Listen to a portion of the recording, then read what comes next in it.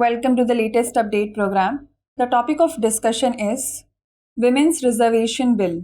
The Parliament in its special session has cleared the historic Women's Reservation Bill.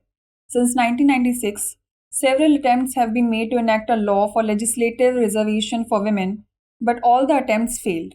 The Women's Reservation Bill seeks to reserve 33% of seats in the Lok Sabha and State Legislative Assembly for women. Now let us discuss features of the Women's Reservation Bill. According to the bill, 1/3 of the total number of seats reserved for scheduled caste and scheduled tribes will be reserved for women from those groups. These reserved seats may be allotted by rotation to different constituencies in the state or union territory. The bill says that the reservation of seats for women shall cease to exist 15 years after the commencement of the Amendment Act.